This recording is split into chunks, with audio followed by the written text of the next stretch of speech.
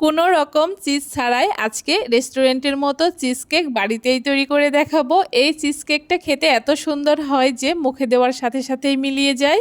আর বানানো তো খুবই সহজ, ঘরে থাকা মাত্র কয়েকটি উপকরণ দিয়ে বানিয়ে নেওয়া যায়। কিভাবে তৈরি করেছি খুব সহজে রেস্টুরেন্টের মতো এই চিজ কেকটা, আজকে সেই রেসিপি আপনাদের সাথে শেয়ার করব।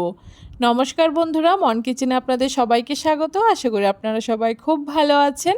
চলুন দেখে নেওয়া যাক কিভাবে খুব সহজে চিজ কেকটা আমি তৈরি করেছি। চিজ কেক তৈরি করার জন্য প্রথমে একটা মিক্সিং জারের মধ্যে আমি নিউট্রি চয়েস বিস্কুট নিয়ে নিয়েছি 5 থেকে 6 পিস। খুব ভালো করে একটা মিহি গুঁড়ো করে নিচ্ছি। বিস্কুটটাকে গুঁড়ো করে নেওয়ার পরে যেই বাটির মধ্যে আমি চিজ কেকটা বসাবো সেই বাটির মধ্যে আমি বিস্কুটের গুঁড়োটাকে দিয়ে দিচ্ছি। আর তারপরে এখানে মেল্ট করা 2 চামচ মতো বাটার দিয়ে দিচ্ছি। অবশ্যই কিন্তু চিজ কেক তৈরি করতে এখানে বাটারটাই ব্যবহার করতে হবে। এখন বাটারের সাথে খুব ভালো করে বিস্কুটের গুঁড়োটাকে এভাবে করে মিশিয়ে নিচ্ছি। আপনারা চাইলে কিন্তু হাত দিয়েও খুব ভালো করে মিশিয়ে নিতে পারেন। একটু সময় নিয়ে খুব ভালো করে বাটারের সাথে এই বিস্কুটের গুঁড়োটাকে মিশিয়ে নিতে হবে, যাতে সমস্ত কিছু একসাথে খুব ভালো করে মিশে যায়। বিস্কুটের গুঁড়োটাকে খুব ভালো করে বাটারের সাথে মিশিয়ে নিয়েছি। এখন চামচের সাহায্যে এইভাবে করে চেপে চেপে আমি এই বাটির মধ্যে খুব ভালো করে এটাকে চেপে দিচ্ছি। এইভাবে করে চেপে চেপে উপরটাকে একদম সমান করে নিতে হবে। খুব ভালো করে একটু সময় নিয়ে এটাকে আমি একটুখানি চেপে দিয়েছি, আর দেখুন কত সুন্দর হয়েছে। এখন এই বাটিটাকে আমি একটুখানি সাইডে রেখে দিচ্ছি।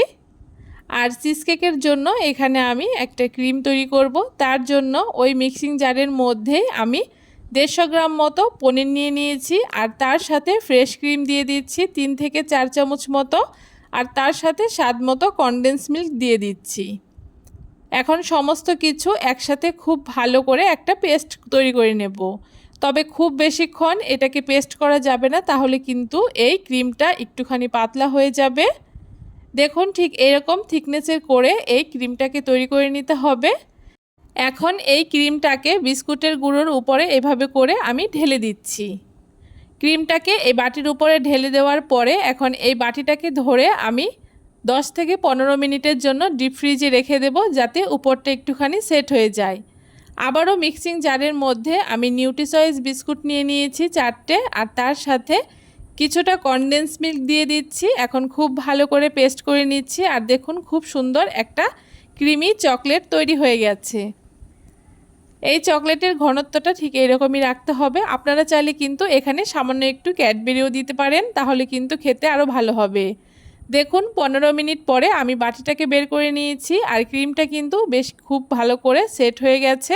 এখন উপর থেকে যে চকলেটটা বানিয়েছিলাম সেই চকলেটটাকে এইভাবে করে আমি দিয়ে দিচ্ছি। চকলেটটা বাটির উপরে খুব ভালো করে দিয়ে দেওয়ার পরে একটা চামচের সাহায্যে উপরটা ঠিক এরকম করে একটুখানি সমান করে নিচ্ছি। এভাবে করে একটুখানি সমান করে নেওয়ার পরে এখন উপরটাকে সাজানোর জন্য আমি একটুখানি বিস্কুটের গুঁড়ো আলাদা করে রেখেছিলাম। এখন বিস্কুটের গুঁড়োটাকে ঠিক বাটির চারপাশে এভাবে করে একটুখানি দিয়ে দিচ্ছি। বাটির চারপাশে অল্প অল্প করে দিয়ে দেওয়ার পরে মাঝখানে একটা গোটা বিস্কুট আমি এভাবে করে বসিয়ে দিচ্ছি। এতে কিন্তু চিজ কেকটা দেখতে আরও বেশি ভালো লাগে, আর খেতেও খুব সুন্দর হয়। চিজ কেকটা কিন্তু আমার একদম তৈরি হয়ে গেছে। এখন এই বাটিটাকে ধরে আমি 1 ঘন্টার জন্য ফ্রিজে রেখে দেব।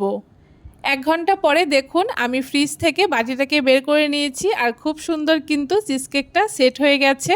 আর কত সুন্দর হয়েছে এই চিজ কেকটা দেখে নিশ্চয়ই বুঝতে পারছেন। আপনারাও কিন্তু এখন কোনো রকম চিজ ছাড়াই চিজ কেক বাড়িতে তৈরি করে নিতে পারবেন, ঘরে থাকা মাত্র কয়েকটি উপকরণ দিয়ে। এটা খেতে তো দুর্দান্ত হয়, অবশ্যই একবার বানিয়ে খেয়ে দেখবেন। আশা করি আপনাদের খুব ভালো লাগবে। কেমন লাগলো আজকে খুব সহজ পদ্ধতিতে চিজ ছাড়া এই চিজ কেকের রেসিপি, অবশ্যই কমেন্ট করে জানাতে ভুলবেন না।